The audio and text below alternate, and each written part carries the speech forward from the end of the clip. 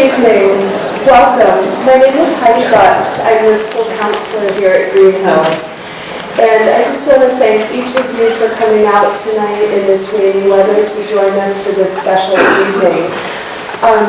A lot of you here have a connection to Greenhills. There's an alum from the class of '98 sitting right up front. We're very excited. But especially warm welcome to those of you who are not connected to our school and who maybe have never been here. So I am going to pass the mic now to my partner in planning this event, Michelle Burrow. She's going to formally introduce Dr. Aguirre.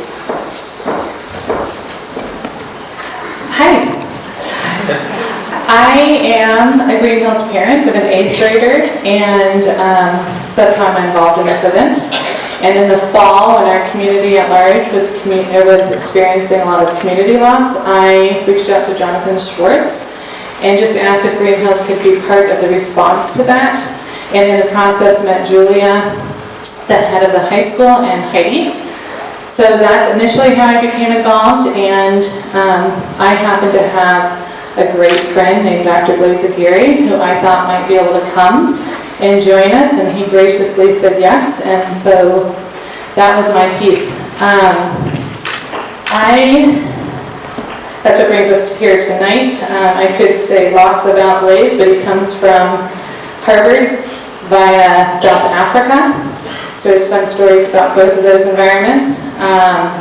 He was called early on in his career to work with people who were experiencing deep, deep suffering and couldn't find relief, and it began to shape his own story and his dedication now for his entire vocational life to adolescents who are suffering.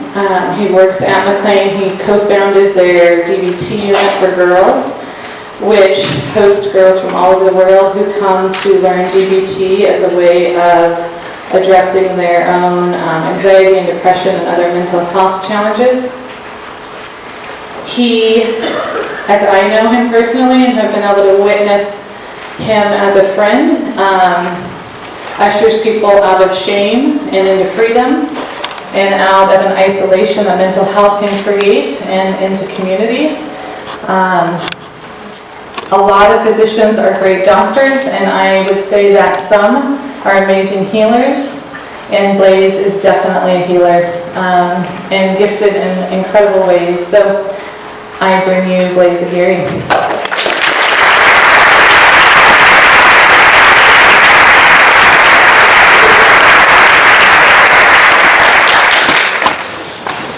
So the memory that got triggered when Michelle said those nice words was how long have I been sort of worried about people suffering? And so I was thinking that when I was a kid, growing up, they had those kinds of math problems where it goes something like this. It goes, Johnny is an 8-year-old kid, and he gets given a box of chocolates, and it's got 30 chocolates in it, and he gets on the school bus, and his cousin steals 6 chocolates. At lunch, he eats 2. His friend takes 1 and then puts it back, and how many chocolates at the end of the day? So it's one of those things. And I'm thinking, my God, he's an 8-year-old kid. I mean, who's giving him a box of 13 chocolates? And what's with the family and with the cousin? I mean, this family needs family therapy, bright enough, and I was able to get through. But it was always sort of like wondering about the context. And it was always Johnny. Johnny's always got, these problems. The further you got along with old, Johnny, the problems persisted. They became more complicated. But his parents were never around, there was old Johnny. It was always Johnny is driving at 60 miles an hour down the highway, thinking, does he have his license, that sort of thing. So I've been, I think that the suffering that many parents and kids are going through right now is being manifest in my rapid rise in frequent flyer miles. I've been in Bilbao, Spain, Toronto, San Francisco, Florida, talking about a lot of the things that I'm going to sort of touch on today. And this is really pretty free-flowing, so I think that there's a Q&A at the end, but if something really is pressing and you really want to understand the concept better, don't lose it, just put up your hand. And Jonathan's trying to reach 10,000 steps on his Fitbit, so the more questions you ask, the more you can run up and down. All right, so I've got perfect kids. So this is what you need to be, is you need to go to Harvard, get a degree in psychiatry. And they do all of these things, it's just phenomenal. So that's all I have to say, is just be brilliant parents. But actually, not so fast. So this is my 17-year-old's room. I asked him to clean it. This was, I said, I'm going to take a picture, He said, I cleaned it. This is a clean room. So if you're asking me, how do I get my kid to clean up their room, I have absolutely no idea. My 13-year-old, on the other hand, is impeccable. They're two different kids. This is the phone call I got from Franklin, New Hampshire, saying that the speed limit is 90 miles an hour, and that my son was, the speed limit was 60 miles an hour, and he was traveling at 90. So, I don't have perfect kids, but I love them, and they screw up just like everybody else's. And they do well in some things, and they don't do well in other things. So I don't have any magic bullets for anything, but we get along quite well, and they tell me sometimes too much.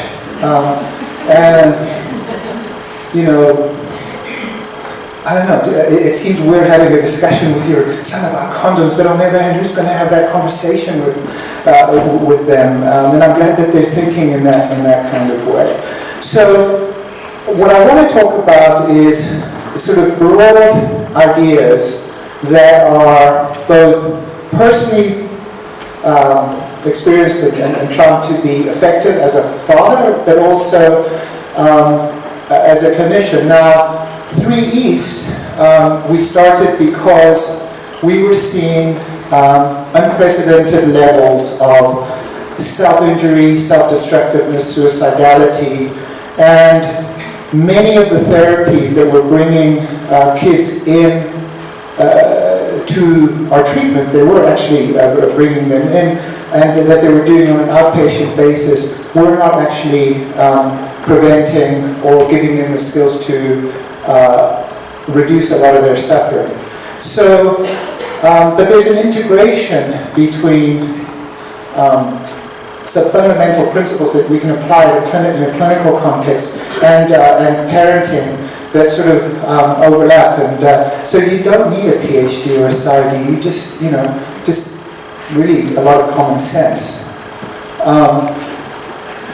So these are just some of the things, and we'll get on to the specific slides. We had many kids today. Actually, the auditorium was pretty packed, and I think that they appreciated a lot of these concepts. Is what I hear. So I want to tell you the single biggest thing that I have learned as a father and as a clinician. The single biggest skill is the skill of validation. And honestly, if you can leave here today and get this right, your life is going to change and be so much better in the context of your relationship with your kids, with your patients. I think there's some clinicians in the room as well, right? There are clinicians, and many of those clinicians are also parents probably, but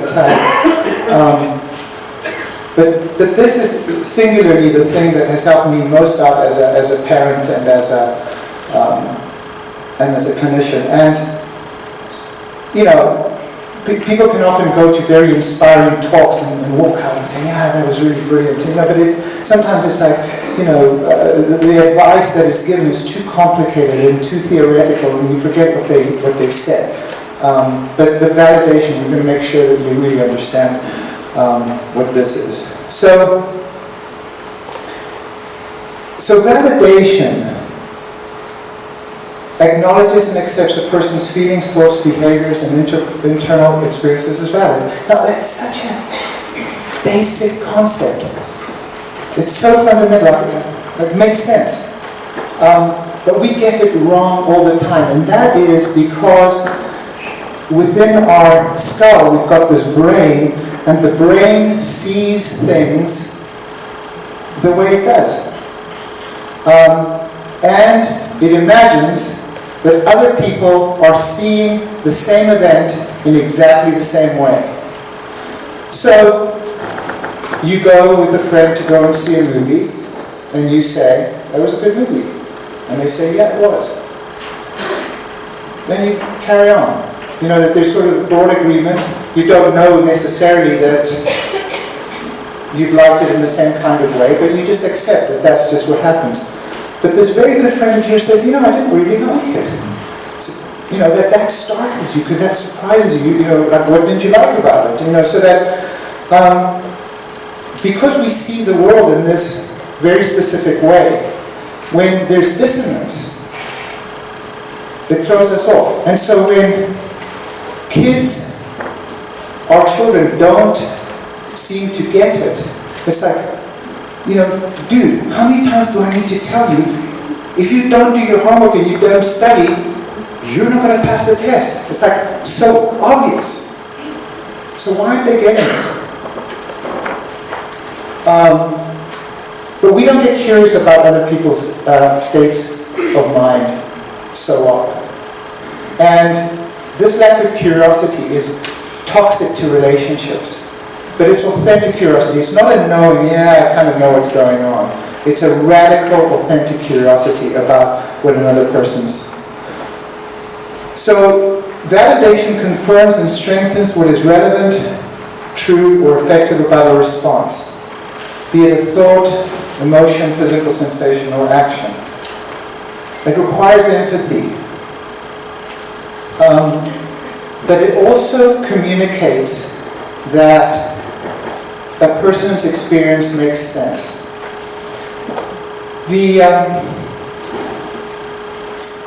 When you're very skilled at something, really, really skilled, and you're trying to teach someone who doesn't know how to do that thing, it's so easy to just say, well, just do this. You know, that's what we have to do. And it's not that easy. And given that a person doesn't have the skill set to be able to do whatever it is that you're asking them to do, they're unable to do it, and that just makes sense. So, this idea of validation and why it's so important is because what we tend to do as compassionate, caring therapists and parents is we do not want our children to suffer. So what we tend to do, and we'll talk about this a little bit more, is that we tell them it's going to be okay. It's going to be okay. Or that they should get over it. Or that it's not worth crying about. And often, those are well-intentioned responses, but they're actually very, very hurtful because, well, I'll explain it from a neurobiological basis a little bit later on. Anything that you've gotten good at, or bad at, mostly good at, is through repetition. There's nothing that you do not get better at doing than without repeating it over and over again. That's why we do math problems over and over again. That's why we go and hit tennis balls over and over again. You're building muscle memory. You're myelinating all the neurons that subserve that thing that you do. Everything, language, walking, talking, cooking, gardening. When you cannot do something, it's because those regions aren't developed. They're not myelinated. The brain does not distinguish between things that are good for it and not good for it. It just does this one thing. You repeat it, and it strengthens that thing.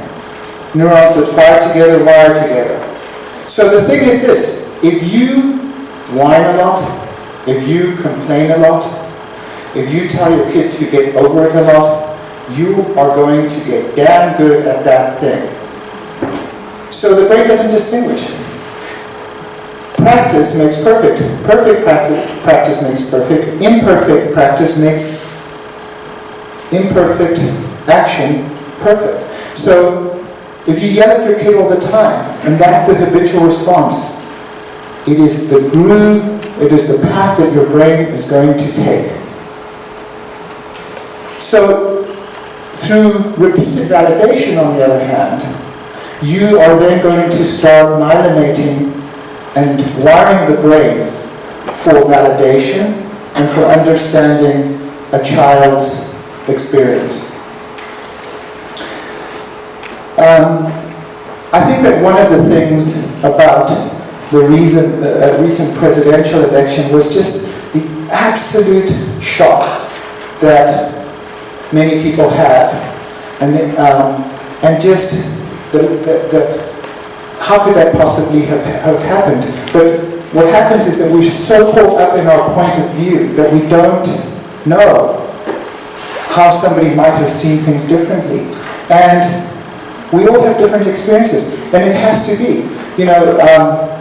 You're unique just like everybody else. It's that given your genetics, your development, your height, your skin color, your religious beliefs, the things that you've eaten, you're constantly, where you're standing geographically, where you're sitting, where you come from, all these sorts of things are going to change your brain and how it sees things. So, trying to understand another person's point of view, where they're coming from, is going to be part of what validation is. And it enhances relationships and can decrease the feelings of abandonment, and you know you have gotten validation wrong when the person becomes more agitated at you. It is the single best clue that you have gotten it wrong. And what we tend to do is we tend to raise our voice. Clearly not understood, I haven't said it loud enough. And then what happens is that strong emotions breed strong emotions, and then you get into this cycle of conflict and lack of understanding. I think I'm going to jump ahead because then I'll mark it in the slide. So here's the thing that typically tends to happen in terms of how a person learns to know that their experience is real. Now, if you struggle with this concept, like, do I know that what I am experiencing is real? Imagine living not understanding that. And one of the things that, one of the phenomena that we've, or groups of patients that are new to us, are the transgender kids. And so, bodies that betray them in a certain kind of sense. And then how do you talk to someone about, okay, I just don't feel the way that my body is expressing itself. And then what the hell are you talking about? That sounds crazy. So who are you? What is my identity? Imagine somebody comes and says, well, it turns out that we're all kangaroos. What the hell are you talking about? That's not how I experience myself. So what tends to happen developmentally is that a child has an experience and it looks up at its caregiver, and the caregiver then has a response, and typically an emotional response. So the child falls off its bike. So the caregiver comes up and says, oh, I'm so sorry, my child, and soothes it. And happens again. And the parent soothes it, or the caregiver soothes it. It goes back and forth. And then after a while, the child learns that its experience resonates with the outside world and that its own internal experience is real. I know that when I fall off the bicycle and I get hurt, that I am hurt and people respond in a certain kind of way. So then I don't have to look to the outside world because I can tell my experience is real. But in a world that is so busy, where there's so many different caregivers working with the kids, sometimes the kid falls off the bicycle and they get soothing. Sometimes they get yelled at. What the hell are you doing? Sometimes they get sent to their room. Sometimes I'm watching Notre Dame beat Michigan. Oh, sorry. Sorry, no Irish. I said I wasn't going to say that. Please don't. See, look at emotions. I'm just eliciting emotion. So then when the child doesn't have predictable responses, it cannot know its own internal state. How should I feel in this moment? And then what it does is it looks to the outside world to see how it should be responding. And this is one of the things that happens, is that you see kids looking at their peer group. Or maybe I should get piercings or tattoos or, do whatever it is that I'm doing. Maybe that's my identity. You cannot know your own identity if you don't know your own experience. And then you get, really messed up with trying to find your identity in your peer group. But then the peer group changes, or it doesn't really resonate. And then it's very difficult. And to live internally without that sense of self is complicated. It's made even worse with today's technology, and I'll talk a little bit about that. So, so some of these things are just obvious. Listening, but authentically listening. It's not like, the ad where the guy's sitting there and his girlfriend is talking about work and he's watching the game, out of the corner of his eyes, and he's just like nodding his head, but it's like really authentically being there for that person, because it's just that moment. In that moment, it's just paying attention, making eye contact, listening, reflecting, let me make sure I got this right, what you're saying is this, asking questions, being really curious about another person's experience, just authentically curious, truly it's an unknowing stance. You cannot know another person's full experience. You can sort of say, okay, I'm beginning to get it, but you can always ask questions. That in the context of their lives, things make sense. So you get a very, very irritable kid, and you say, listen, I don't like your attitude, go to your room, but something bad happened at school. So understand that irritability is in the context of whatever's going on for them right now. Under normal circumstances, something sad that's happening in their lives makes sense. And then I remember back in the day, so I wanted to be an analyst. So an analyst in a very blank state. I would just listen to my patients for, weeks at a time, 5 days a week, and tell me more, how did that make you feel, and that sort of stuff. And they would struggle, and on the couch and everything. And I remember I'd really stick to this non-resonating, non-reflecting stance. And so I had this patient who, this was her last session, and she'd come in to say thank you after 5 years of psychotherapy. She was going to be going off to college, and so so the night before I'd been on call, and I'd been up all night. But this was our last session, so I drank a tremendous amount of coffee, and I'd been up all night. So she comes in, and she's telling me about how meaningful our relationship has been. I'm saying, tell me how it makes you feel, all that sort of stuff. And I said, well, it makes me feel pretty happy that we've had, it's great. And all of a sudden, the coffee begins to take its effect, and my bladder is ready to explode. So now I'm squirming, but I'm not going to let her know a single thing. So I'm like, He said, boy, this termination's making you feel like terrible now. And so I don't know what was going on in her mind, but now I would say, hey, listen, I was up all night, I drank some coffee, I need to go to the bathroom, I'll be right back, so that I'm a human being too. Sometimes I drink too much coffee and I have to go pee, so that it's no longer holding on to this artificial barrier. And so when I switched from psychoanalysis to behaviorism, This idea that we're all humans, we struggle with many of the same things, and we all want to get better at dealing with each other, means also that when sad things happen, I cry. And when you tell me really awful things, I'll be sad. And sometimes some of the things that you say will be funny. And so it doesn't hold yourself off as some abstract, unattainable person or ideal. So, invalidation does exactly the opposite.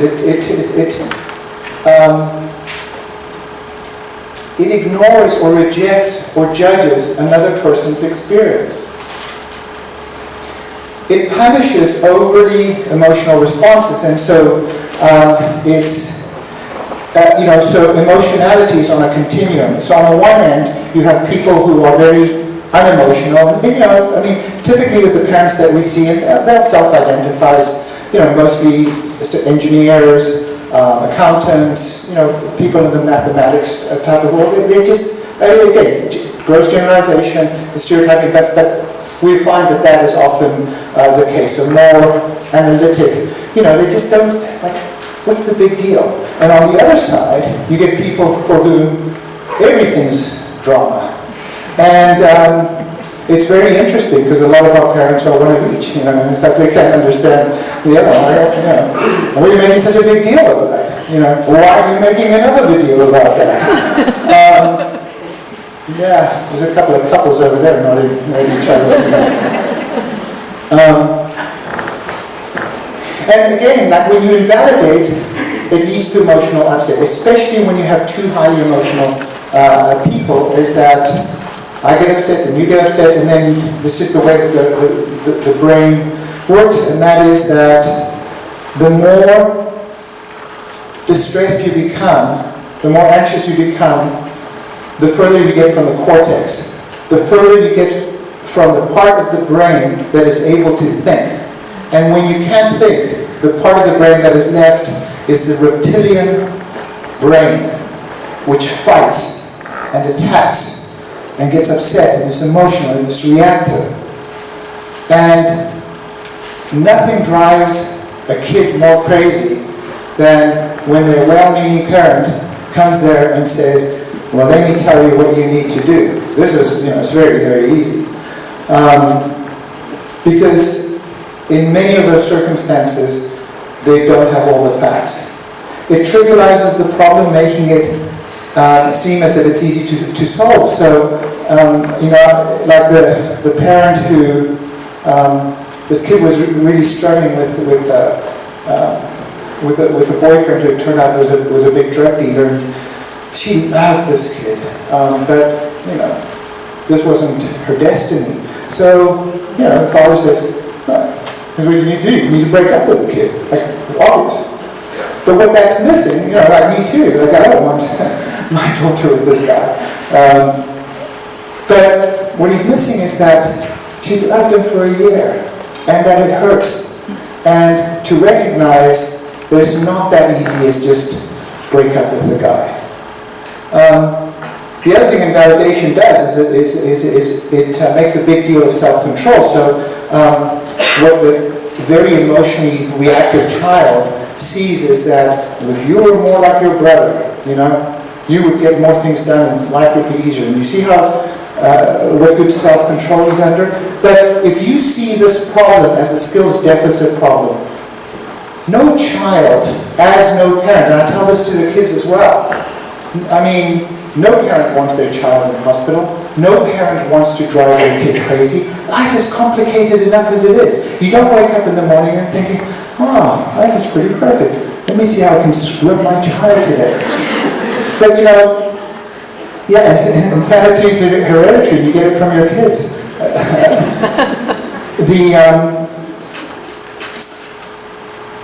But the kids also don't wake up in the morning thinking that they're going to make your life miserable. And yet they're doing behaviors, and you're doing behaviors that upset your children. And your children are doing behaviors that upset you. It is very rarely intentional. it is most often a skills deficit problem. They do not know what to do in that moment.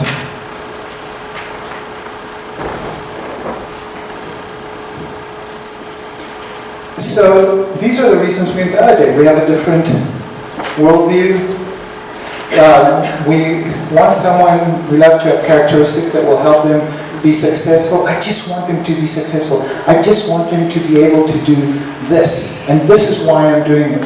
I'm only doing this because I love you. You know, that sort of thing. We want to feel close. We want to fix what's wrong. And as parents, we want to fix the problem. It is so satisfying. We're problem solvers. We want to fix our children. Reality is too hard to accept. That if I have to accept that my child is struggling in this way, I can't. I have to fix this. We're angry or resentful. Or we see things only from our understanding, that our brains are primed to see things in a very, very specific kind of way. Because that's the way that they've always seen things.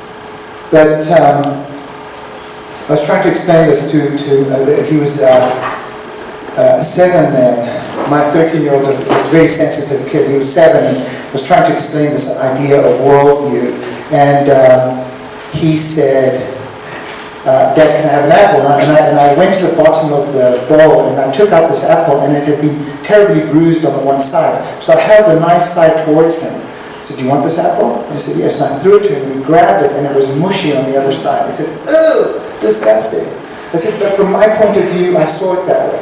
But from his point of view, he only saw that side. So it's how do you begin to see all the aspects of everything that is going on?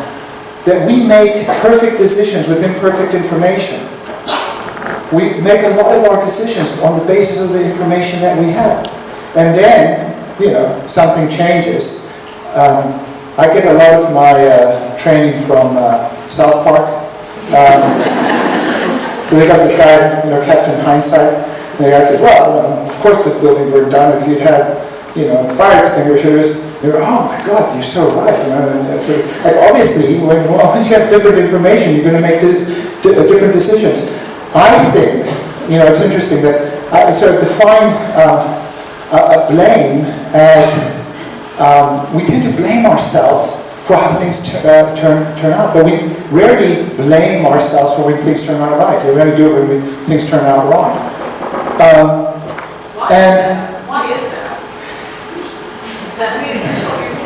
It's you know, it's the same thing as I was telling the kids earlier. This whole thing about fairness. You know, like things aren't fair. Things aren't fair when they don't go your way. But things aren't fair that I have hot and cold running water. That my children are being blown up by bombs from the Syrian regime. That my kids have food that they get. That's not fair.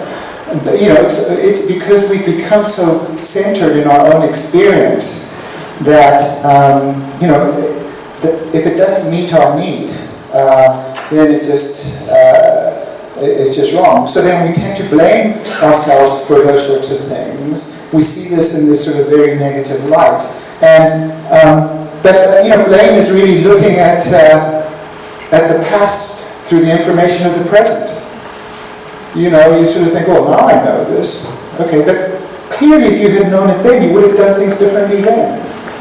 It's not like, oh yeah, I know that my child's going to be really screwed up in 5 years' time, so I'm going to continue to do this thing. Because we don't know. We do the best that we can in that moment with the information that we have. And it's even more complicated when you have more than 2 kids. You know, because, or more than 1 kid, because, you know, you do whatever you do with this one child, and then you do the same thing with this other child, and it turned out totally different. But, you know, no 2 children are ever brought up by the same 2 parents. Because you're changing all the time. You have different knowledge. Their brains are different. And you've got to keep remembering that. And that is exhausting, because we are creatures of habit. But, you know, it's much easier when things are habitual. If, you know, if they decided that traffic lights are going to randomly mean different things at different times, you'd have to say, well, you know, today's a Tuesday, what does a red traffic light mean? It means go really fast, or whatever it is. I mean, you know, we want to be able to predict that things are going to be the way that they are most of the time. And that's okay, it's a good thing. But when we get given different information, to act in the same way can make things pretty messy. And you've got to make sure that you're talking about the same thing.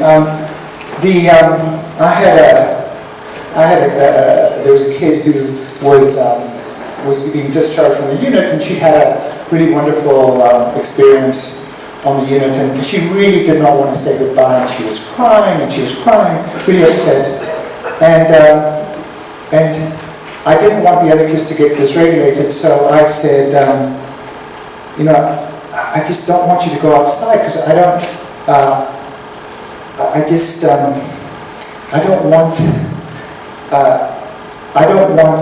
think I can take you out there in this state. So she became even more upset, and I couldn't understand it.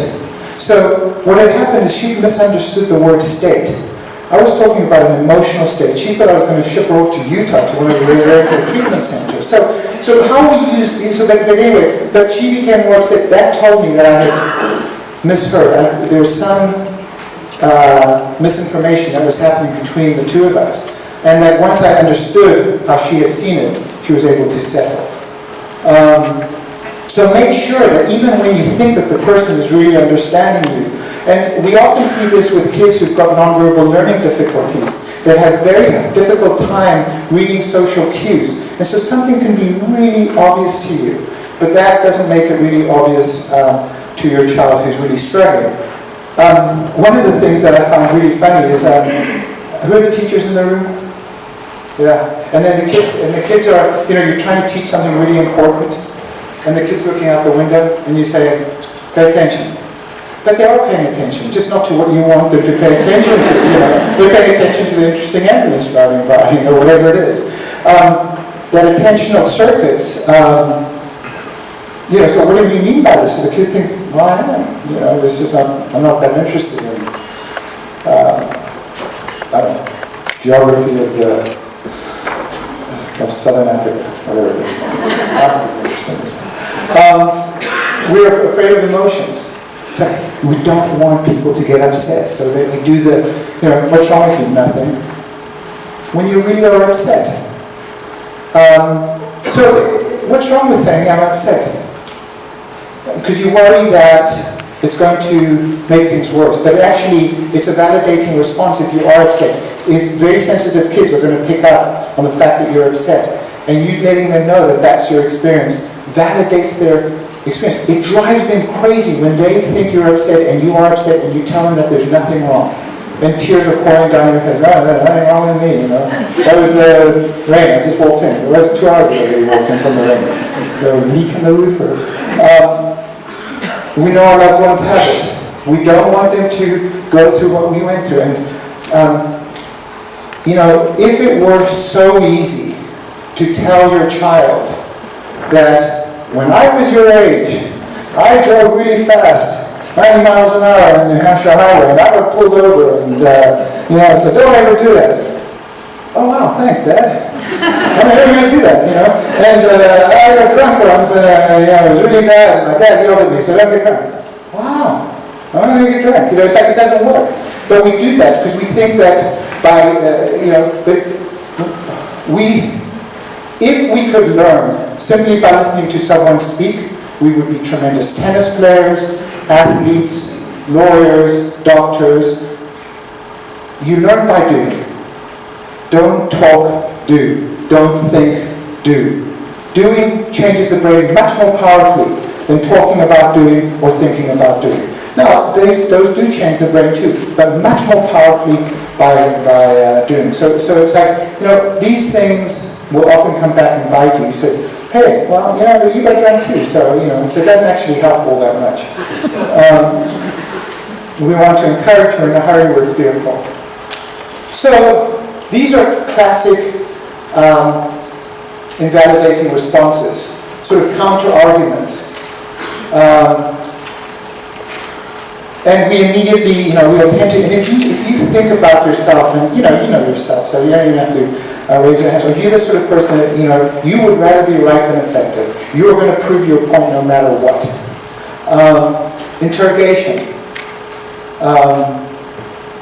It drives kids absolutely crazy. And I sometimes have to implement rules around this on our unit where, you get 3 questions as a parent, and the kid has to answer those 3 questions, but otherwise you're going to get, I don't know, I don't want to talk about it.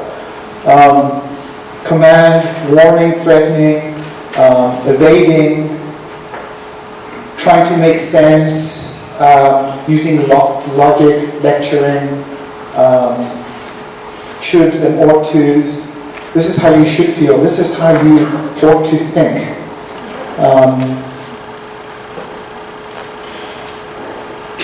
Making things okay, reassuring.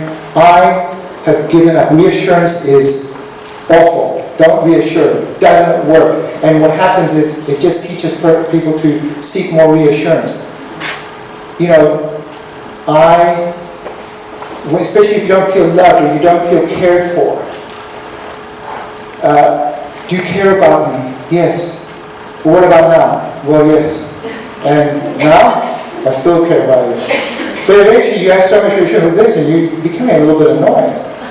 I don't know if I care about you so much. You've got to stop asking. So but for those of us, if you have someone in your life who loves you, I don't see anyone picking up the phone calling their loved one if they love them, their children and all that, because they know it's one of those things. But when you're young and you've been validated all your life and you don't know your own internal experience, you seek reassurance. And,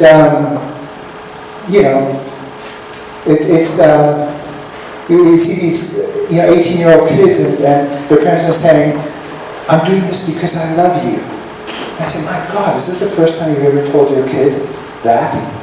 Of course you're doing it because you love them. That's not news. You don't have to say that. And it doesn't do anything. It doesn't actually help the child move on. So, we are all subject, every single one of us, subject to the principles of behaviorism.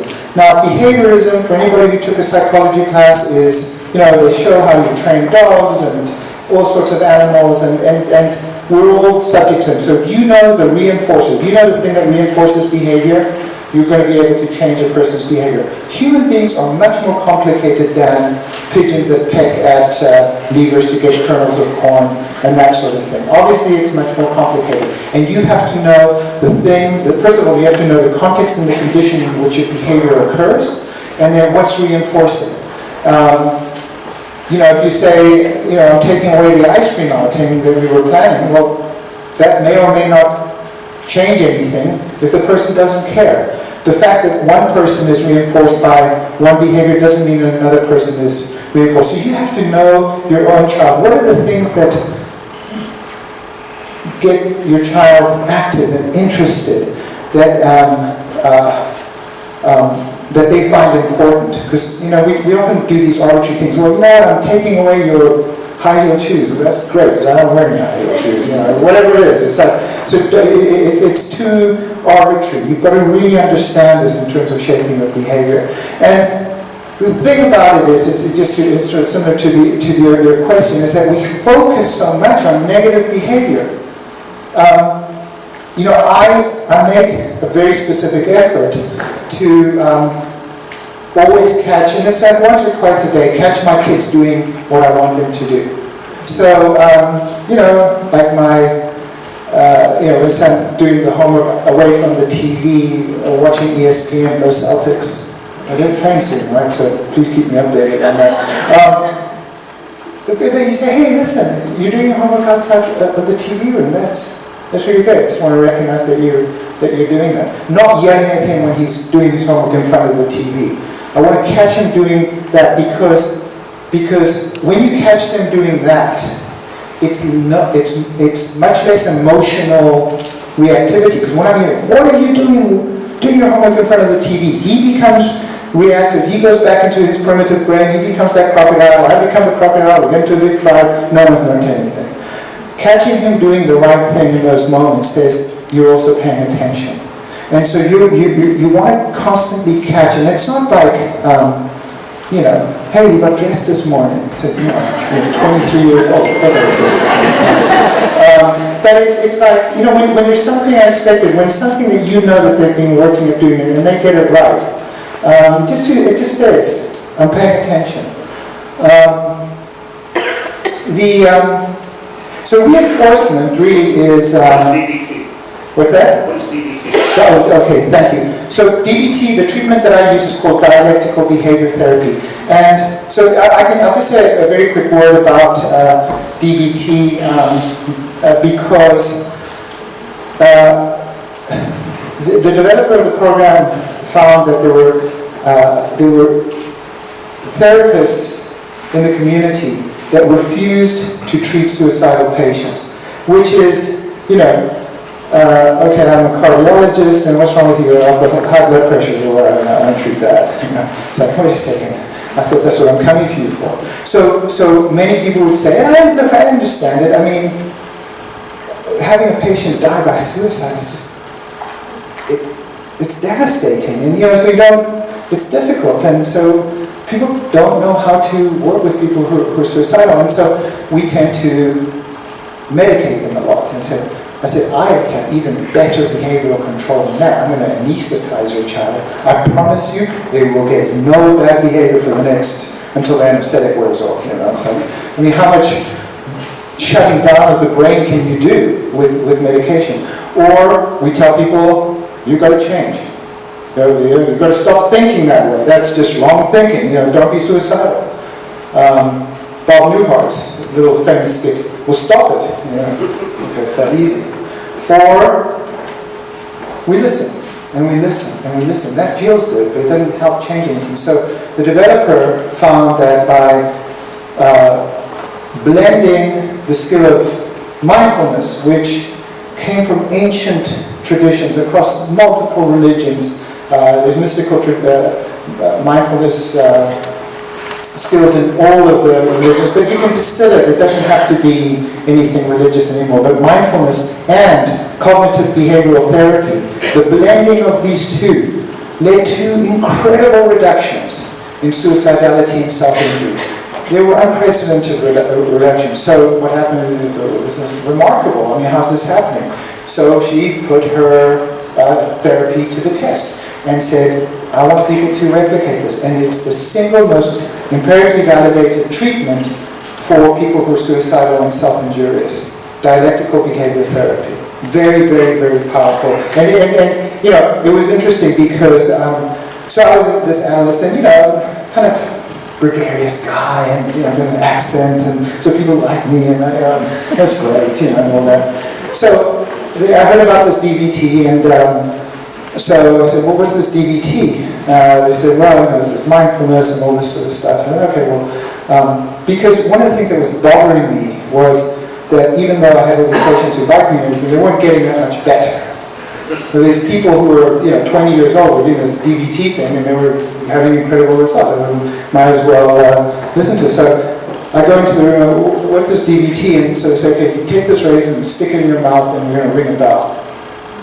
This is the most remarkable thing. Sticking raisins in your mouth, ringing bells as a cure for suicidality is pretty impressive, I mean, I don't know how it works. Well, of course, it had nothing to do with that. It was an exercise in mindfulness, which I hadn't understood at the time. So it took me a few more years to, I'm a slow learner, to actually understand that this is this very powerful treatment. So I switched from a very dynamic, analytic perspective to this behaviorism, understanding that every single thing is caused by the things that precede it. You're all here because of the things that preceded this moment, and the thing that preceded that moment. And you can go all the way back to the Big Bang. You can keep on going backwards in time. And here you are. And then you will scatter, and things will happen afterwards. So everything has antecedents, and everything has consequences. And if you understand that well enough, you can begin to understand behavior and change behavior. So that was what DBT was. But what was interesting about it is that a lot of the very basic principles of dialectical behavior therapy were principles of everyday life, because a lot of things teach you things. So if I say, okay, I'm going to teach you how to play tennis, you might say, well, that's really great, but how often are you going to use tennis on a regular basis unless you're an active tennis player? But with a lot of the skills of DBT in terms of how you relate to people, how you relate to kids, which is very useful skills in any case, It wasn't like I wasn't doing psychotherapy with my kids. I was just doing a lot of basic validation, mindfulness, and it comes back to bite you. My son came and said, "Dad, can you help me with my homework?" I said, "Oh, I'm writing this paper." And he said, "Okay, tell me what's going on." He said, "Dad, what about doing this one thing in the moment business that you're always talking about?" I said, "You snotty little child. Thought you weren't paying attention." And then I had him. So reinforcement is just anything that increases behavior. So positive reinforcement, you get the thing that you want that reinforces behavior. Negative reinforcement increases behavior as well by withdrawing something that is aversive. So the classic, you're all subject to this. You get in your car, why do you put your seatbelts on? Other than you're good people and that's the thing you should do. But there's something that you really want. What's that? It's the what? It's the law, yes, so that's important, but there's something else. Negative reinforcement. You put that, it stops the aversive thing. That's negative reinforcement, classic. So you can, you're subject to it. We're all subject. That's the thing, it's like these things are built into the universe. Most of the time we're totally unaware of what's happening. But we can build these things into the things that we do through awareness. Punishment, one of the worst forms of behavioral change you can find. But people still, it can have this satisfying feeling, But young man, 90 miles an hour up in New Hampshire, you will not drive your car for another 30 years. You know what happens? Uber driver, let me just tell you, I have to drive him around everywhere. So, okay, well that's, but it felt good to tell him how awful he had been, But it didn't last very long. But, I came to my senses. Okay. Yeah, no, absolutely. Natural consequences are infinitely better than arbitrary punishments. Natural consequences. The same son was a cello player in middle school, and he'd always forget it. So he would call me, and then on my way to work, I'd take the cello. And eventually I decided, I'm done with that. And I told him, I said, if you leave the cello behind, I'm not going to bring it. So he didn't bring the cello. He called me up, and I said, I'm not bringing it. He went to school. His teacher yelled at him. His band members yelled at him and everything. And people thought, oh, how mean you're being and everything like that. He never forgot the cello again, ever. And the thing about it is, okay, so he had this moment when he was in 8th grade. So, okay. But he learned something about that. And I stuck to what I said. That natural consequence was much better than me, saying, oh, don't forget it. Punishment doesn't really work very well. So this is a very, very, very important principle of behaviorism that you need to learn. So you get called winter stays here in Michigan, don't you? No. So battery dies. You get in the car and you give it a go, and the car doesn't start. So what do you do next? Curse. What's that? Curse, yes. What else do you do? What's that? You keep trying. That's what most people do. Some people didn't start calling AAA. But yeah, for most of us, you keep trying. And then what happens is, if it kicks the 10th time, what your car has taught you is that you just got to keep on trying. And it's the same thing with, Dad, can I have $10? No. Dad, can I have $10? No. Dad, can I have $10? Oh my God, shut up. Here's $10. It's reinforcing nagging behavior. And so what happens is that now what I've taught my child is that they just need to escalate the behavior. And so, but now I've decided I'm going to put that behavior on extinction. So I have decided I am not going to do this. So eventually, after you've tried to start the car 10 times and it doesn't go, then you give up. And then you call AAA or whatever it is that's going to be. And then, so you're going to see an escalation of behavior before it dies off. Now, if you reinforce during that escalation, you have created a bad situation. So if you're going to put a behavior on extinction, you've got to be very committed that that's what you're going to do. If you're going to give in very quickly, so that they don't get into this extinction situation.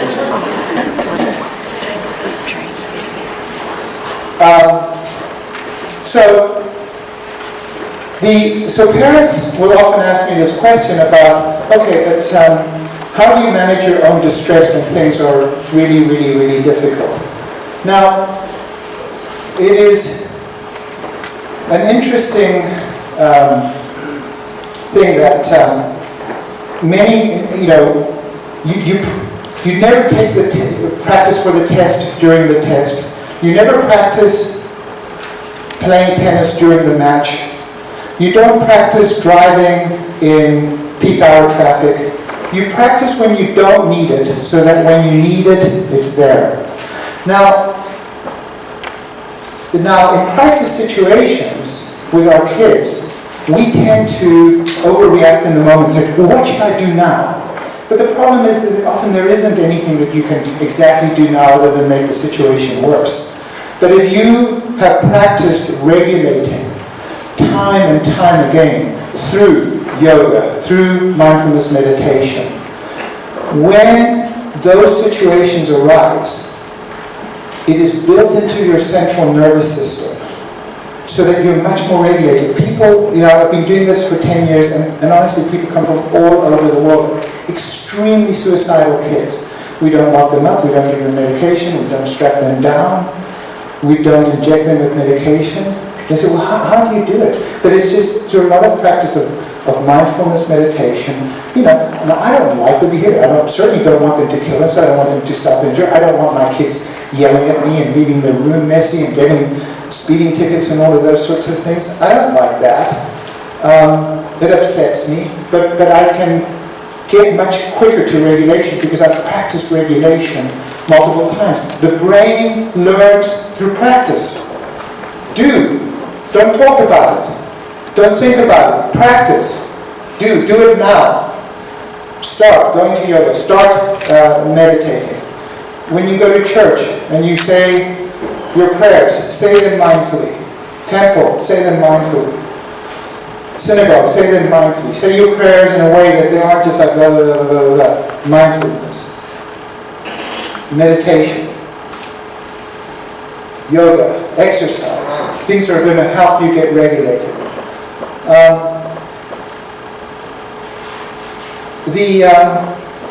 We've got to take care of ourselves. If you were to write down, write down now 5 things that really make you happy. Just go ahead and write those 5 things down as you think about it.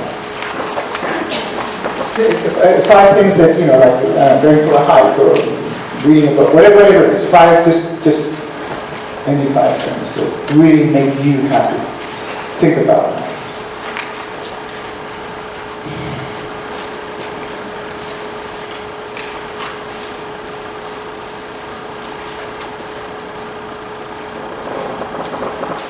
So one of the things that happens in a crisis is that the very things that help you go out the window.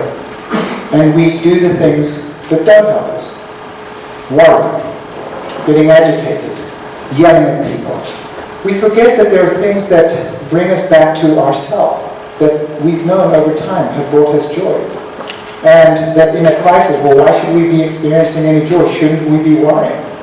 I mean, if worrying is a better way to get to a solution, then maybe. But in many cases it doesn't. It makes the situation worse. And that by taking care of yourself, that you too are someone deserving love, including your own, that it makes sense that you're suffering, is self-validation, self-compassion, taking care of yourself. Or we become very rigid in our style and we begin to avoid or hide, or we minimize things. Well, it's not so big, it's not so important. We normalize pathological behavior. And the other thing is, and this is particularly true of fathers, but not only, is that it's like the driving is like getting directions. You're already like 3,000 miles from where you ought to go. Oh, ask me for directions. Oh, I know exactly where I'm going to go. When I haven't got GPS, which is destroying our brains as well. But you've got to ask. Ask for help. Like the vast majority of us are good at one or two things, maybe three. For the things that you don't know, ask for help. And you've got to model asking for help. Your children will become much better at asking for help. If they see you asking for help, then it's okay. It's not a weakness to ask for help, especially if there's something that you don't know how to do. So, in a crisis, it's a little bit like why they go through that whole thing on an airplane about, the seatbelt and the mask and you stick it in. They go through that practice over and over so that if it happens, God forbid, then you know what to do. But it's like, like, oh my God, the plane's crashing over. Hey, something's going to fall from the, do that. That's the wrong time to learn it. So start to take care of yourself now, so that when those situations arise, which inevitably they will. I have had so many neighbors of mine. I'm thinking of moving because they all know I'm a psychiatrist. Children have all got adolescent children, and they're like, "Hey, neighbor!" I've never seen them before. I don't know. They drove from the neighboring town, bottle of wine.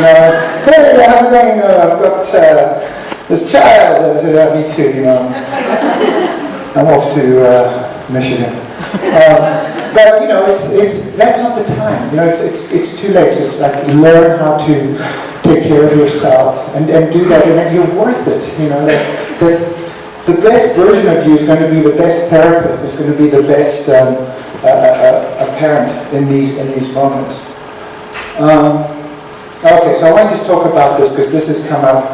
Oh my God, with a vengeance. 13 reasons why, and do people know about the Blue Whale Challenge? Have they heard of this? This is.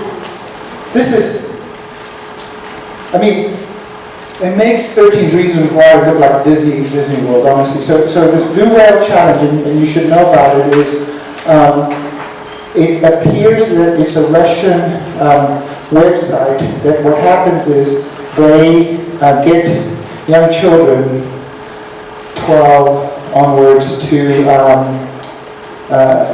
start off at level 1 and do something a little bit dangerous. And with each iteration, they get them to do more and more dangerous things, including self-injury, including very dangerous things.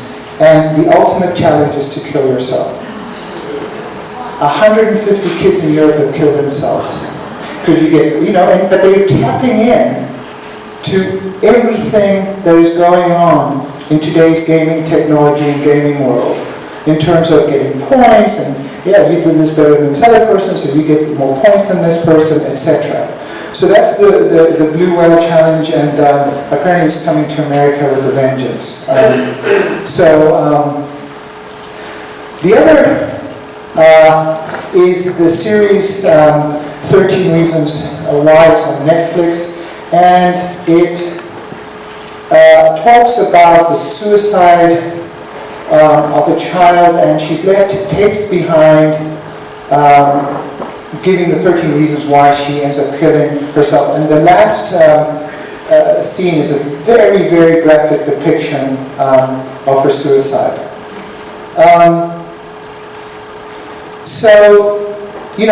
When I first heard about it and started to talk to my patients about it and hearing from parents, I started to write this piece called 13 Reasons Why I'm Not. It was so in the media, and I was so outraged by the movie, but this Blue Whale Challenge is really unthinkable. But the 13 Reasons Why upset me because it was so graphic, and I thought it was very dangerous and very toxic. But let's be dialectical about this. What's the other side of this?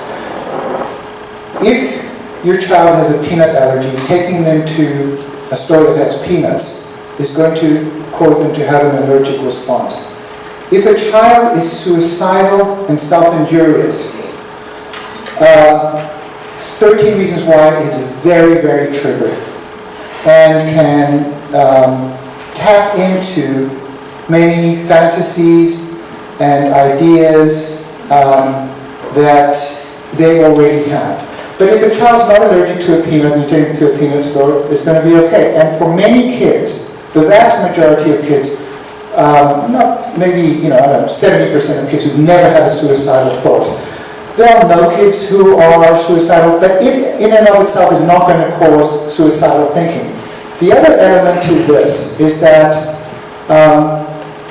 it is fascinating to me with many of the kids who come into our unit how few of them know about the self-destructive nature of their children. So many of the things that are happening and the 13 reasons why are happening to many of the kids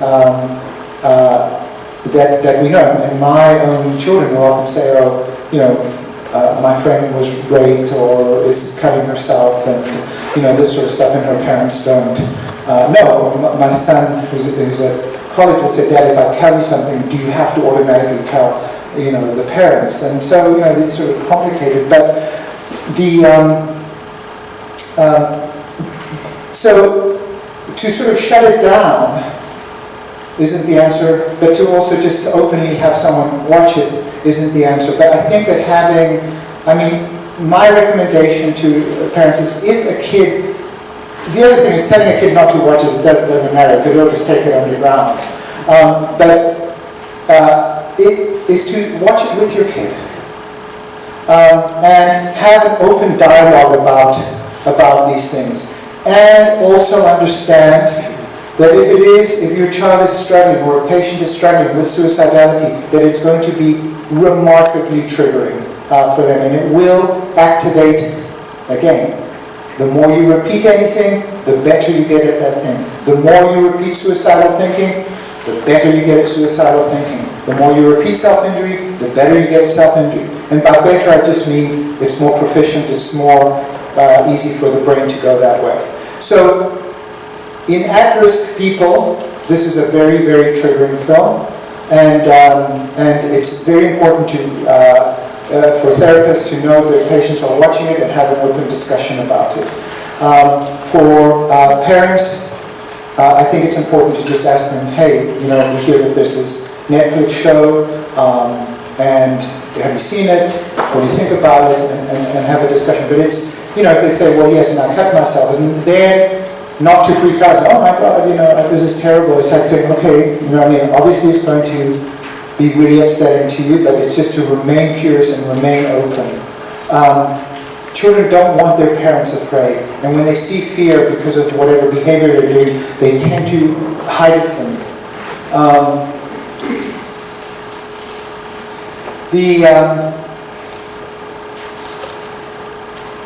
This time, the technology is different.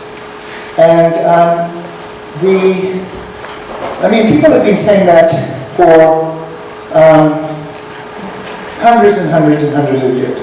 General Lead, breaking up the loom, and this technology is going to take the jobs of all the garment workers and all of that, because the loom can mass produce cloth and all of that sort of thing. And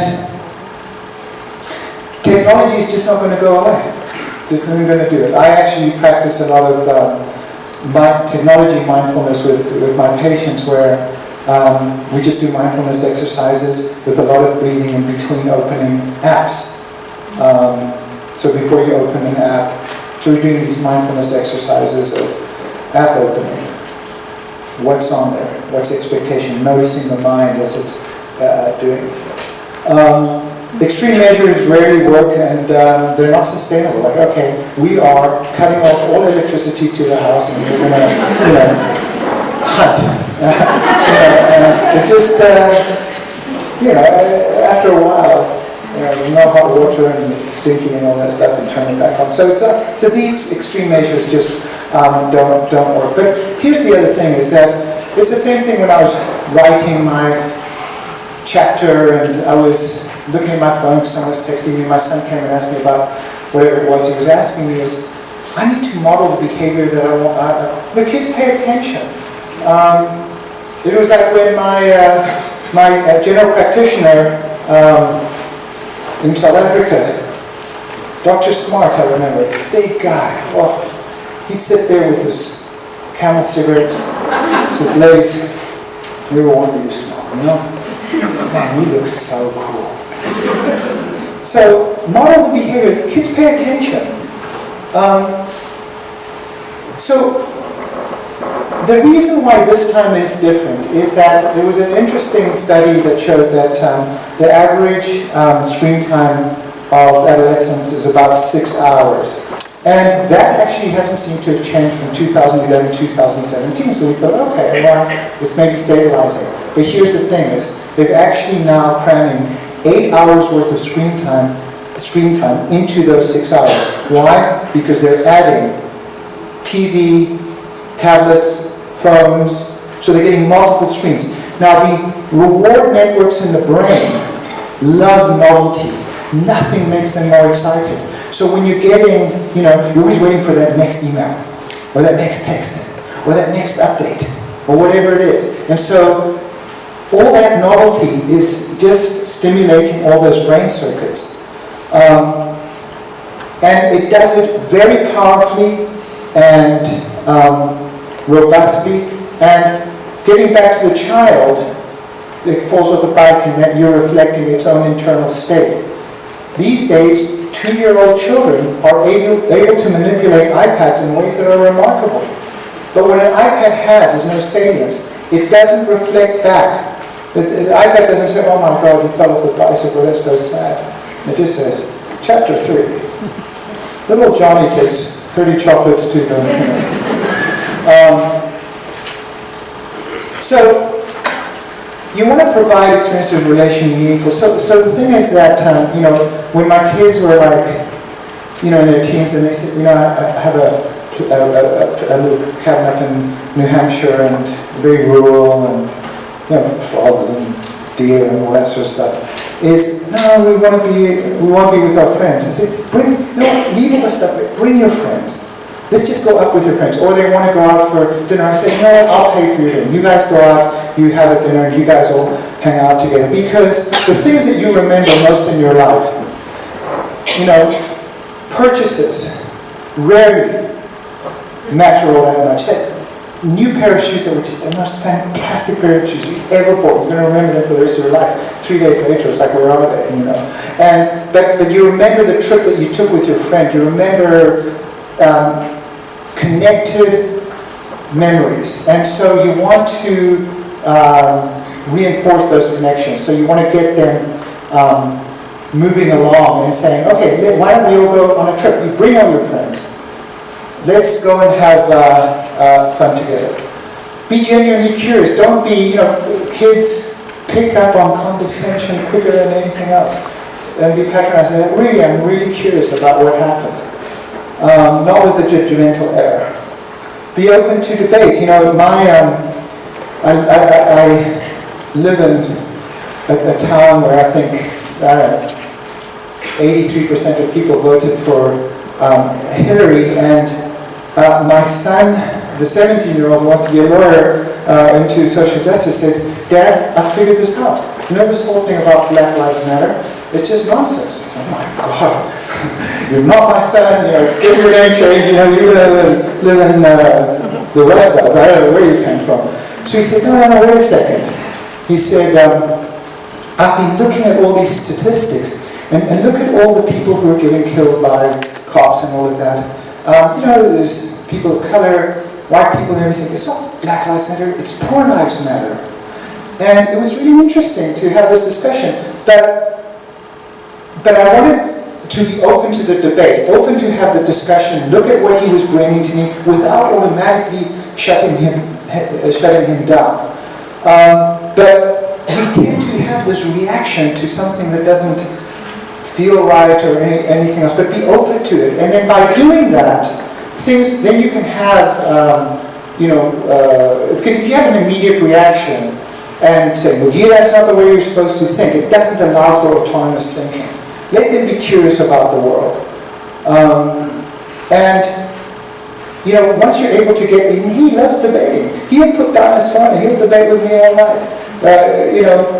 We were debating, like, what's a Christian? I mean, oh my God, it was like 2 o'clock in the morning, we were still thinking about what a Christian is, you know. But it was okay. It wasn't done through electronic medium. Face-to-face conversation, we still disagreed. We were looking up Oxford English Dictionary, he was looking up Webster, you know, so all of these sorts of things. So don't preach, don't in my day, and validate, you know. So,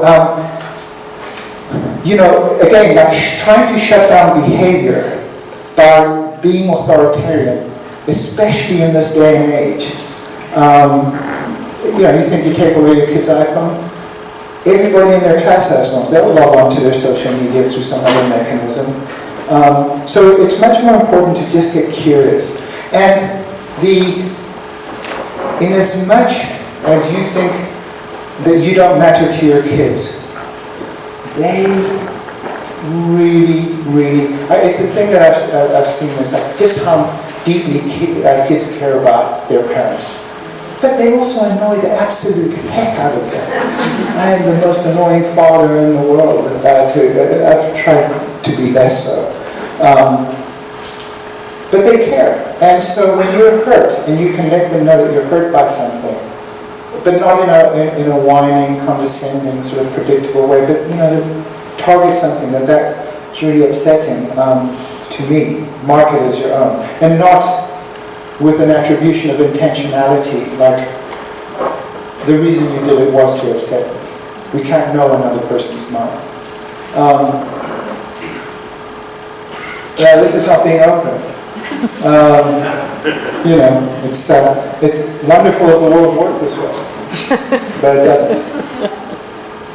Okay, so what are the biological and societal sort of factors that influence here? And so, if you remove the front of the skull, there's the prefrontal cortex, the organ of executive function, decides right from wrong, now from later, calculation, thinking, wisdom, love, all sit in the prefrontal cortex.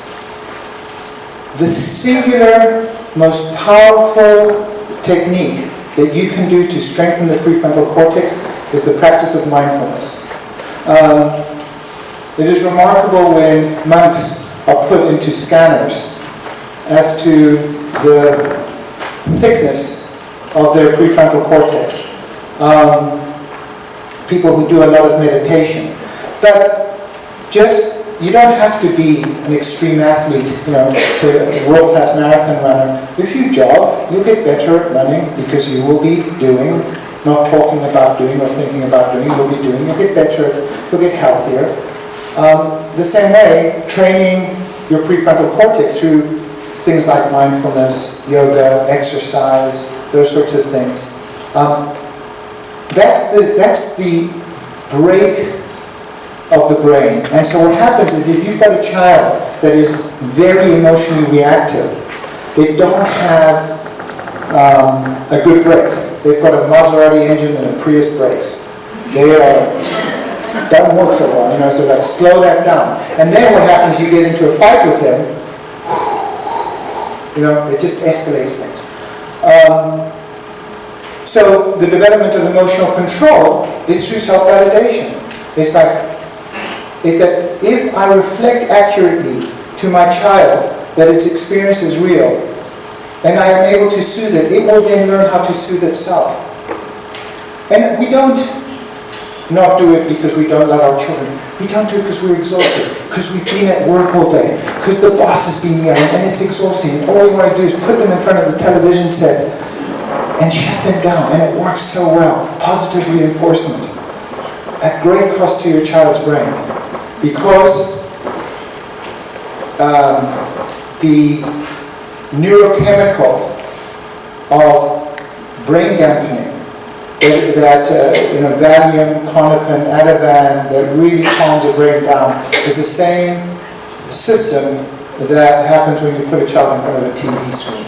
It's like GABA released. And then you get reinforced because the child's quiet. But if you can, yeah. I'm sorry, could you just repeat that again, the emotionally reactive child, the response that's going to happen? So the emotionally, so what I'm saying is that the emotionally reactive child is that if you can, with the emotionally reactive child, even when you've got a child of great irritability as a young child, have a very predictable response. Eventually, if it can self-validate, it will learn how to self-soothe. Much better than if it gets invalidating responses, because then it doesn't know what its own internal state is. Now, it might just say, well, I'm pretty irritable right now. But that's okay when a child comes in and says, hey, I'm feeling pretty irritable right now, because now it knows its own internal state. Dopamine, the reward, the brain's reward circuits are dopamine hungry, and they grow through lots of dopamine transmission. And so when you get a ton of novelty, dopamine gets released like crazy. So anything that releases dopamine it becomes very addictive. Dope, cocaine, amphetamines, all of these things that lead to a lot of dopamine release. So video game producers have tapped into this dopamine reward system by creating challenges, not so difficult that they give up, but they can just reach, and then they want more, and then they want more, and then you get the kid, yeah. Is dopamine the reward, or is dopamine sort of reparative? Dopamine, yeah, so dopamine acting on dopamine receptors is the reward. So that gives pleasure. That's the pleasure system of the brain. So it's dopamine acting on those receptors. So anything that can lead to that dopamine release is going to cause that behavior to be enhanced. Whether it's a drug, a video game, novelty is very, and so with a lot of the screens, a lot of screen time, and a lot of incoming information, you get a lot of dopamine being released. And that's why it's so hard to put these things down. They become so addictive. The amount of media and,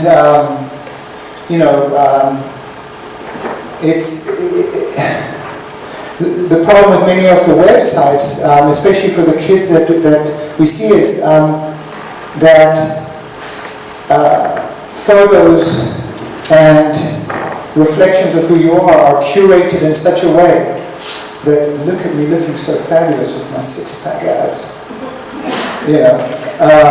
Not really. You saw a real picture. But you do this, and then if you are insecure about who you are as a person, you think, oh my God, look at me, I just so awful. And then you learn to hate yourself. There was a fascinating conversation with the Dalai Lama. They were having a trouble with a concept, a very Western concept. It was the concept of self-loathing. That they didn't know what to do with it because it was so antithetical to Eastern thinking. This idea of self-loathing. I mean, why would you hate yourself? You hate yourself because you hate yourself in comparison to something else. And we compare ourselves all the time. We're constantly evaluating. They're better than me at that. They're better looking. They're taller. They're prettier. They're younger. All of this. And we do so many things to not be the terrible human being that we are. And so then we start to hate those things about ourselves. It's this self-loathing, self-hatred is a side effect of a society that values stuff that is so, everything's transient ultimately, but just ephemeral, like, I don't know, the size of your nose, the color of your hair, and your height and all of these things. So we don't start to value anything that's intrinsic. But when you look at a website and you see a photo, you're not seeing their essence. All you're seeing is a two-dimensional representation of whatever's going on. But no one ever puts on their Facebook, this is me with diarrhea after eating raw fish or whatever. It's just like, and we don't show the worst of ourselves. But we are neither the worst of ourselves nor the best of ourselves. We are just a mess of everything. The just amount of media that's coming in is constantly being bombarded with media.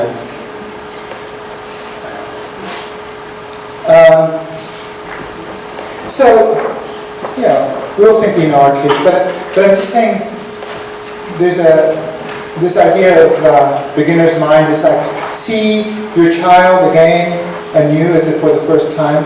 Know what their goals are. People often ask me a question, how do I motivate my child? If you think about what motivates you, the singular most important thing is having a goal. Goals motivate. Having a goal motivates. Now the problem is that for many of the kids who come from well-to-do communities,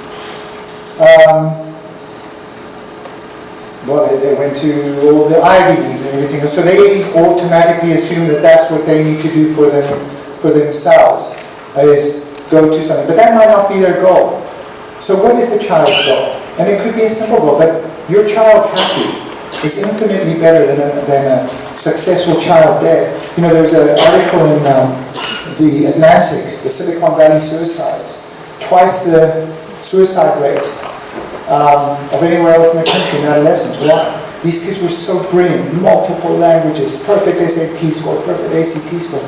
They had no emotional intelligence. They did not know how to regulate their emotional lives.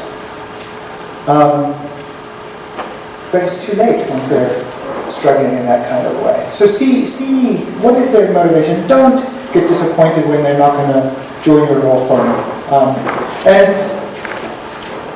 And you know, and then you get kids that I see from less privileged backgrounds, and they think that things are not attainable. But the things that they find are not attainable are often material sort of things, because joy, all the conditions for joy exist in your brain. Don't, well, you know, I want to be happy one day. What will you do when you get there? I mean, you know, the conditions for happiness exist in the present moment. There's no there. We're chasing something, always, and that sort of thing, but it's okay. Because like, you can find this joy, and once you start to find joy in this moment, and your enthusiasm is contagious, you know, and it can be annoying, you know, like when I'm going down Stop and Shop, Star Market, whatever your grocery store is, and I'm booting to the Beatles, and I'm like, oh my God, he's so freaking embarrassing. But you know, it's okay. See the wisdom in what they're doing. We often tend to see the wisdom in what we want them to do, and when they're not doing that thing, they're not that wise. But you know what? Let them explore, let them see the wisdom. Like, get curious about what it is that they're doing. Imagine the best in your child.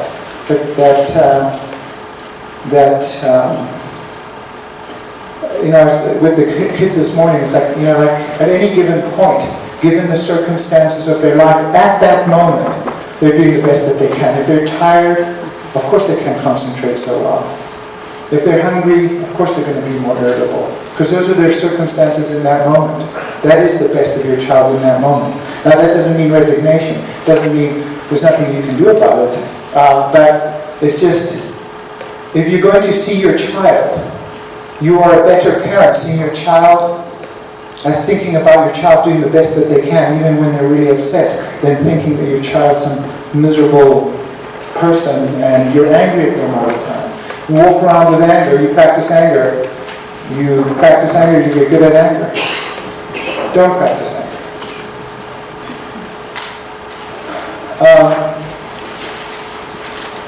And we can get these slides out as well.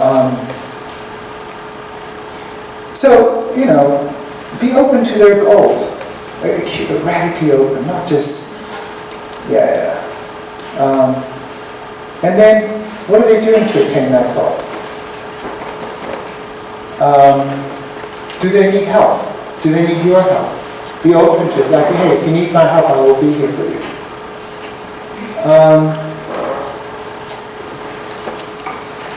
You know, again, and this is because of invalidation, is that, you know, when you're upset about something, there is no harm done to your child by validating their experience that you are upset about the thing that you're upset about. It's not a weakness. Well, what if you don't have any positive feelings about it? What if you don't have any positive feelings about What they're telling you? Like if a 14-year-old is telling me she wants to have sex, Yes. she thinks she's you know, making this great decision. I'm looking at her and I want to say all these things you're telling me not to say. No, wait a second. You're absolutely right. No, listen, I'm with you on this one. I'm with you on this one. No, absolutely. I'm with you on this. No, and listen, I don't want my 14-year-olds, but what I'm saying is, okay, be clear that these are your experiences. So when they say, I'm 14 years old and I want to go and have sex with all these guys, I'm saying, that is terrible. I'm really saddened by that. That really sucks. You're going to destroy your life. I'm very clear about what my experiences are, but I'm not saying, I'm not hiding that. I'm being authentic in terms of my emotional expression so that they can know me as a human being that has their own mind and experiences. But what happens is we try to many parents try not to show their own emotionality about things. And then what happens is it's confusing to a child's brain when you don't express exactly how you feel. Now they might not like your response, but at least you're authentic. Like it's always very clear with me on the unit exactly how I'm feeling. I just say it. Like, okay, that pissed me off. Or I'm really sad. Or I'm crying right now because what you told me is that. Or I'm very confused, or whatever it is. I'm just saying that you have to be authentic about it. You have to demonstrate it. That's the radical authenticity that I'm talking about. Is that that's how, but many parents are terrified of showing their own emotions. And I'm just saying that that confuses children. And it doesn't model the behavior that you want. Well, I'm the auntie, and I said, I think you need to go to Planned Parenthood, and I don't think you're ready for this. Okay, that's great. I didn't want to make her feel bad. Yeah. But at the same time, I was terrified. Absolutely right. There you go. That is exactly what I would say. That is perfect. There you go. This is exactly what I would say. Because that's what your experience is, and that's it. So if she were then to say, if 2 weeks later you were to say, well, I don't know, I think that you should be drinking beer and hanging out with guys. I said, well, what's wrong with you, Auntie? I mean, like, you keep changing. What's your opinion? They said, no, that if I were to ask your 14-year-old niece, I met your aunt, and she said, you're going to Planned Parenthood and whatever. She said, that's my aunt. She would know that that is you, because that is the predictability of your response, and that heals a child's mind by being so predictable.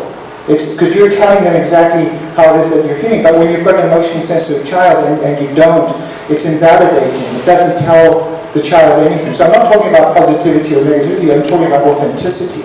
I don't want any false positivity if there isn't positivity there.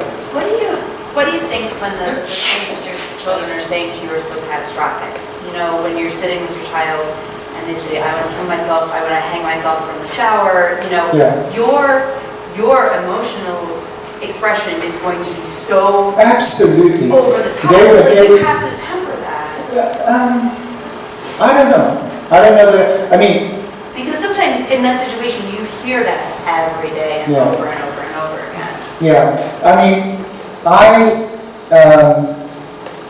so if they are truly suicidal, then I'm going to hospitalize them. And I remember I had a patient who had learned how to keep her therapist on the phone by just telling him that she was suicidal all the time. So he nearly lost his license, his marriage, and everything. And then eventually she said, well, I'm tired now, I'm going to go off to bed. So I remember the first time she called me up, I was thinking, she says, I'm suicidal. I had a panic attack. I said, stay on the phone. I picked up my phone. She says, there's an ambulance here. I said, I'm taking this extremely seriously.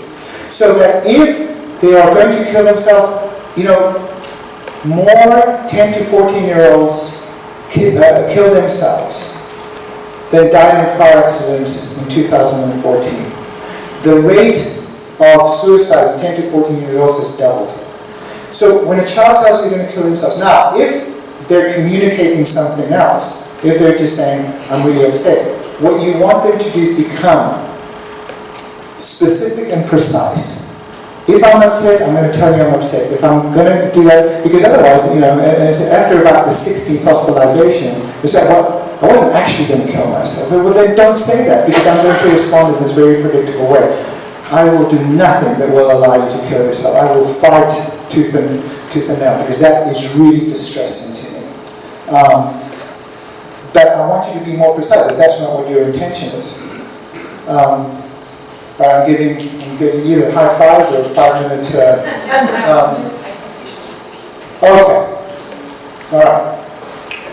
We're going to move to Q&A so that people can go home. Yes. So what we're going to do is we're going to have our mic runners. So you guys can pick. Just do it that way.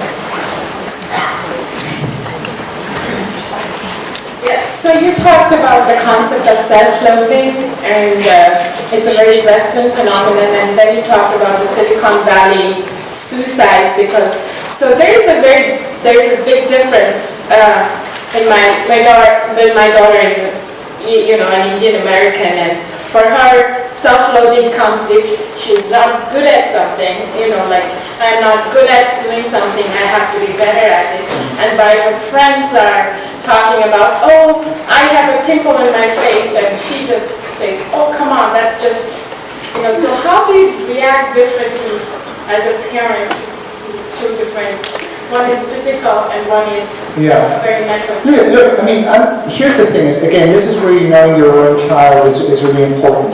If your child is very driven and can regulate themselves and can take care of themselves, there's not a problem with that. That's not where the problem comes in. But if the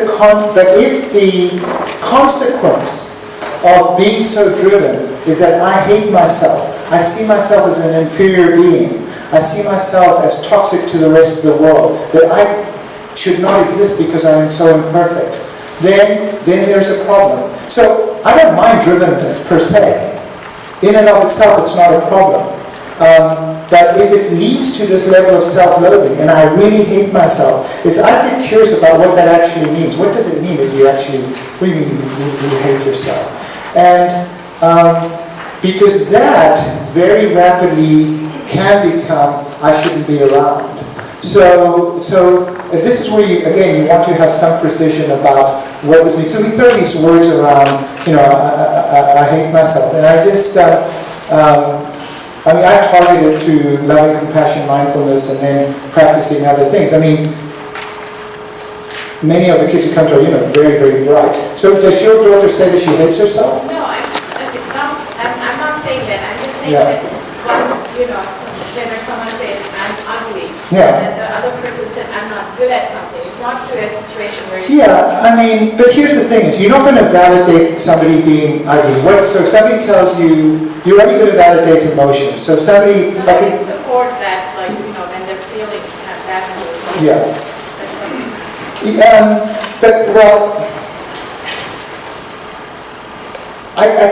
If you get to the core of each of those statements, obviously having a pimple and not getting an A on your paper are two different things. But then you want to go further back in the chain. What's the emotion that arises? If not getting an A leads to sadness, and if having a pimple leads to sadness, the brain doesn't distinguish as to the cause of that. So the sadness can then snowball into a situation where having a pimple and not getting an A can lead to pretty catastrophic outcomes. So you want to get to the emotion underneath that when you have that, and not trivialize it, because you might say, well, a pimple is nothing, but an A, you don't go to Harvard. But it's not about that. It's about what's the emotion and not really getting curious. I'm just saying that the act of interacting with your child around their emotional state, that's what's healing. And it's not about the pimple or the... Okay, go ahead. Hi. So I'm a professor at University of Michigan and PhD, and I work in healthcare. So first thing I do is I go to WHO incidents of teen suicide around the world. So, thankfully we're not number 1 in that. We're number 40. But then I look at the countries that are doing really good, and a bunch of them are in the bottom, are small islands, in the Caribbean, beautiful stuff, so you cannot understand that. But then I go up the list, then I find Iran, Syria, Iraq, Saudi Arabia, and they really have low suicide rates amongst teens. And then I look at woman versus male, so young female versus young male. And, you know, from our understanding is women in Saudi Arabia are as oppressed as you can imagine. So I don't see them getting much validation there. Yeah. So is there something else that's perhaps more important than just validation? So actually, I was teaching in the Middle East a couple of years ago. So I've been in Kuwait, Dubai, Qatar, and I was speaking to some psychologists in the area, and so the two things was that they said there's an irony that 3 years before you came, we've just changed the laws that, in this, they were talking from Islam perspective in this context, and they said, you know, the punishment for suicide was the death penalty, which seemed somewhat odd. But what the psychologists were telling me in Middle Eastern countries, and why, you know, they were surprised at how many people were attending my lecture on suicide. They said that it was actually, suicide was underreported because it is such a shame on the community and on the society that cause of death is listed as something other than suicide. But they're saying that they're seeing, and actually we've had a lot of patients coming from the Middle East with a lot of suicidal thinking. And that they can't talk about it in their communities. So we've had 10 patients come from the Middle East. So but you're absolutely right, because there isn't that much validation. But what I'm saying is... Venezuela, I didn't say mostly from Venezuela is there, and the countries I'm going to are the countries where there's a lot of suicide that is rising. What I'm saying is that when we use the technique of validation on our unit, I'm just saying that this technique, singularly, more powerfully than anything else, reduces the level of self-destructiveness and suicidality in the group of patients that we do. I teach in Bilbao, Spain, same thing. I teach in Toronto, same thing. Now, it is possibly true, and it would be a very interesting sociological experiment to know, is there something else that is going on in those countries that are doing? But we have to deal with the ones that we have here. I'm just saying that this is a technique, is the thing that we have found more than any other one to reduce the level of self-destructiveness and suicidality. But I mean, it's a fair point. What is Venezuela doing? I don't know. Puedo hablar con ellos, no sé. Yeah. Thank you. This is very interesting. I wanted to ask you a question, though, about, especially between 10 and 14, 16-year-olds, sometimes they don't express or understand their own emotions. So it sounds like a lot of the things that you're talking about are validating what they're saying or doing, but sometimes they really just don't even know what they're feeling. But you said what we're finding is that alexithymia, inability to know and label your emotions. By 16, it's like, okay, I want you to start speaking random. I said, well, I don't know how to speak random. Well, it's because something happens along the developmental trajectory where that didn't happen a lot earlier on. And so what I'm saying is that, you know, by the time they get to 16, it is, I mean, they can still learn how to regulate and understand their emotions, but it becomes much more operationalized. This is what anger looks like. This is what anger urges look like. And then they learn how to name and label those emotions at a later stage. But I mean, it can happen, but we do get kids with pure alexithymia who never know what their own emotional state is. And if you look at early childhood, often, there's been a tremendous amount of discord. And the kids with, sometimes kids with, who are adopted from, many of the kids that we saw adopted from Eastern Europe with reactive attachment disorder, have no language for emotions. I mean, they can mimic, or they'll say anger, and it's like a question mark. So you can do the best that you can teaching. But what I'm saying is like very early on, to reflect back to the child, you seem sad, and so that it can start having that language. But yeah, it is a complicated problem, which is much harder to treat the older you get. Yeah.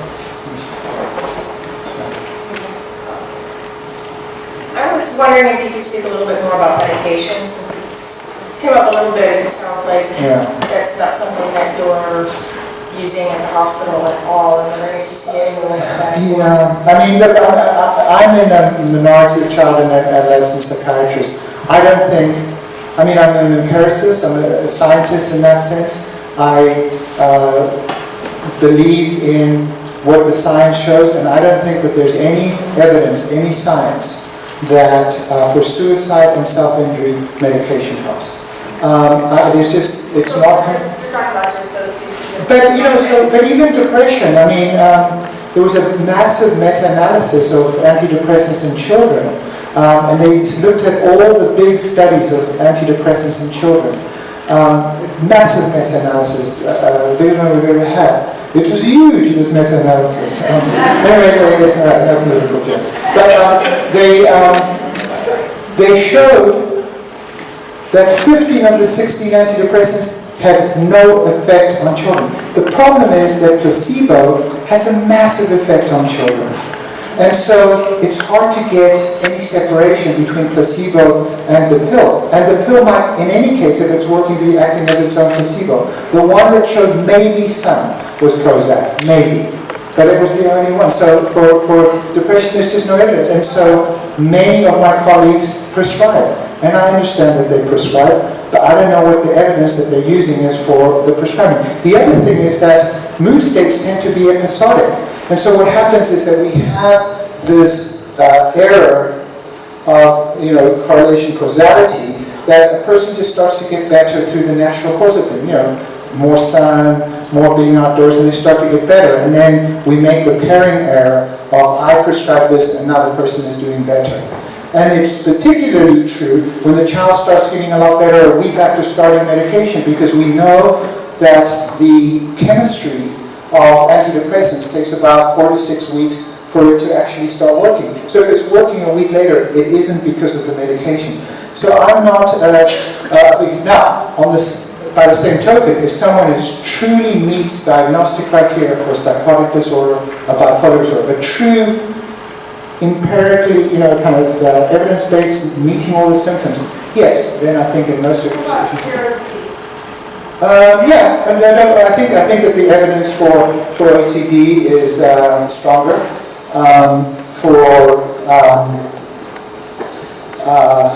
For true bipolar disorder is stronger. Lithium seems to be protective against suicide of any cause. That evidence seems to be stronger. There are lower suicide rates in populations that have lithium in their, naturally occurring lithium in their water than those that aren't. Low levels of lithium. So I mean, I think we, you know, like you have to have very clear criteria, and then what's the empirical base, what's the evidence that supports it. So, I mean, I'm not a big proponent of psychopharmacology, but I will prescribe if I have what the other person meets criteria. Yeah. So just to correct one misunderstanding there, I am from the Middle East, and the validation, there's huge validation from, when he was talking about the women, families are big, you have your sisters, you have your friends, you get a lot of the validation. Maybe they don't have rights like in Saudi Arabia, but validation on a psychological level, the emotional states is really big. There's a lot of, so that... Okay. And what about the idea that I was hearing from colleagues that suicide was actually much more underreported than the official statistics? That's true. There's a shame to it, and families don't want to admit, because that is scandalous. It means they did something wrong, or they weren't there for their kid or something. So that's what they were saying to me. So thank you.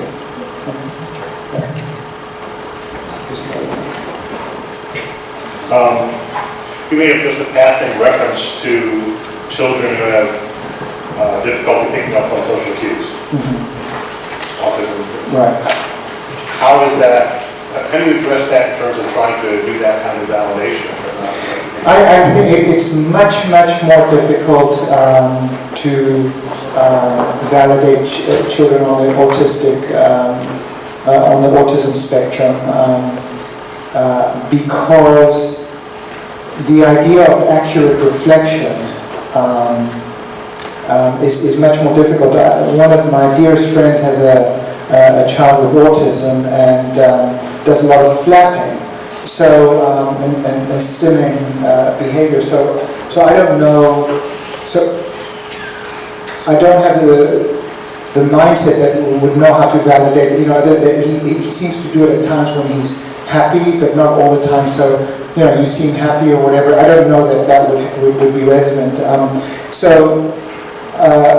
I think the more severe on the autism spectrum, I think the more difficult it would be to do. But we also see great difficulty with nonverbal learning difficulties that have a hard time abstracting and then using metaphor and abstract thought in certain conditions because sometimes your attempts at trying to guess what is their experiences can be its own invalidation. So you have to be more cautious in terms of that and just maybe ask more questions.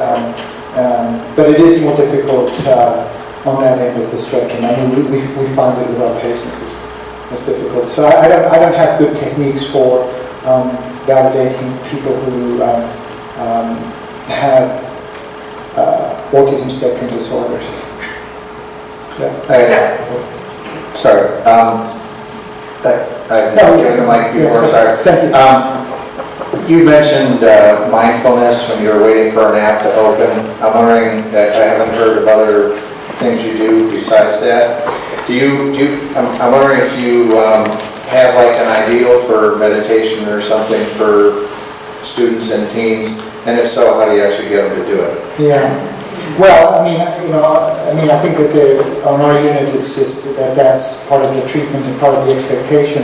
One of the things that I think is that the later on in life you introduce anything, the harder it is to become part of your worldview and everything. So for me, the way that I would do it with, and we're seeing schools beginning to do this with mindful schools and with Calmer Choice and other places like that, is start when they're very young. So they start in kindergarten and that they're practicing mindfulness so that by the time they're in high school, it's just part of the curriculum and part of what they do. But we've tried to introduce it in our local high school, and we get kids who come. They don't not come. But it's not, it's a minority of kids that do that, and not, and again, because you don't need mindfulness. Most people live their entire lives without being aware. You don't need it, but it enhances your life, it enhances relationships. And often if they're saying, well, what can I do? I'm struggling with my girlfriend, boyfriend, my parents, paying more attention, they often come to it if they're struggling. But if, you're not struggling with anything, you just carry on. They don't really, my question's pretty simple. How does the playing field change when your kids go off to college? Particularly, I have a kid that happens to go to school with a really super bad problem in this area. And it brings that home. Suicide rates. When they go off to college,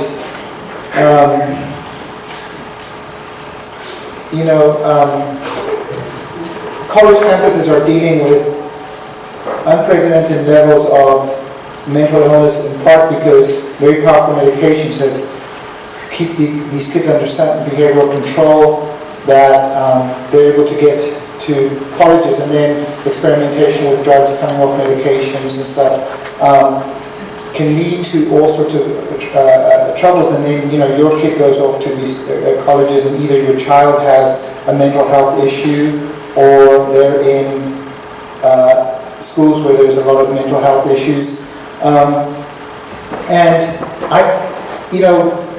for me, singularly, communication and just like having that discussion with your child openly about your own fear But, you know, you're always going to be a parent, you know.